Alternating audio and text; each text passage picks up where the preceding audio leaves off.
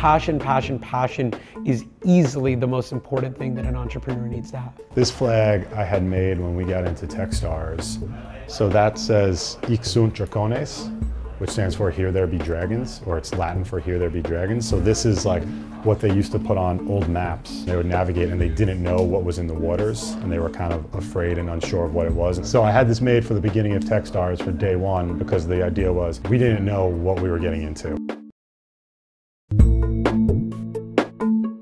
The entrepreneur believes that the world is just fundamentally broken, and they actually get out of bed every day to fix it, and actually want to, kind of imagine themselves getting out of bed every day for the next 7 years to fix this, thing that is broken in the world. And maybe they're a little crazy, but in a really good way. People will design things that, just fix little problems, whether it's like, oh, I just missed the subway, or I didn't know this restaurant had a bad review, whatever it happens to be. People are just hacking away at building these things that make other people's lives more interesting and maybe a little bit easier. We couldn't understand why a new pair of glasses cost more than an iPhone. This idea started organically to solve problems that we had in our own lives.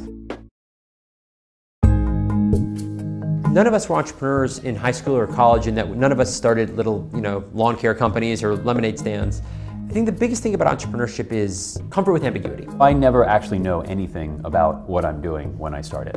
I was born and raised in the Caribbean, and so entrepreneurialism begins from that. The notion of actually literally transposing yourself from an environment where you're comfortable going to another country and creating a new circumstance for yourself is inherently entrepreneurial. Startups are hard, and starting things is hard, and putting new things in the world is really hard, and so if you don't actually want to do it, it's probably not going to work out very well for you or your investors. It felt scary, of course, and it was deeply terrifying. I always tell the story of laying in child's pose in the shower, being like, what have I done? What have I done? But I think the quitting the job part, at that moment, I was just like, this is the right decision. This is your life going forward. You really have to love it. You have to enjoy doing it every day. You have to be literally ready to sink all of your time, all of your money into it.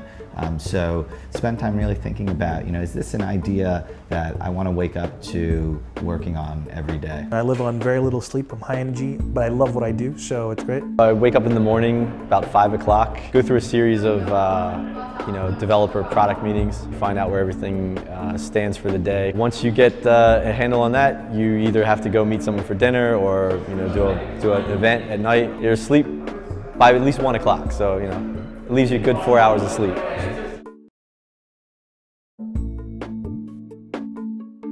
Having deep conviction about what you're chasing after is it's kind of the entry-level requirement to do anything entrepreneurial, because the amount of time that you're investing, the amount of personal investment that's taking place, if you're not crazy about what you're pursuing, if you're not thinking about it every day, it makes it very difficult. It's hard to fake that much passion. It's not work. It's not. I'll never forget, when I was a kid, I was watching an interview with Magic Johnson. Magic's like, don't tell this to the Lakers, but you don't have to pay me. Right? I mean, I'm in love with what we do. We're solving some interesting problems in the world. We're getting paid to solve puzzles. It actually has commercial value. It's great. If we could also apply it to philanthropic value, even better, which we will. Big part of what we're going to do. If I could help drive donations, because I could predict someone's more likely to donate to charity water than, let's say, Red Cross in Sumatra, absolutely. You better believe that we're going to do it, and we are. There's another axis to this, which is just do what you love, make something you love, because sometimes I know wonderful people and wonderful companies out there that have tens of thousands of users who are incredibly engaged with their product. The individual loves what he or she is doing. It's all good. They're even making money. They didn't have to raise much money. It's good.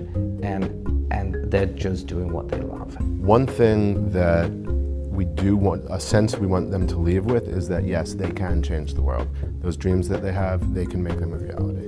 I wish I knew how much fun this was, because I would have probably tried to start something 10 years ago if I had.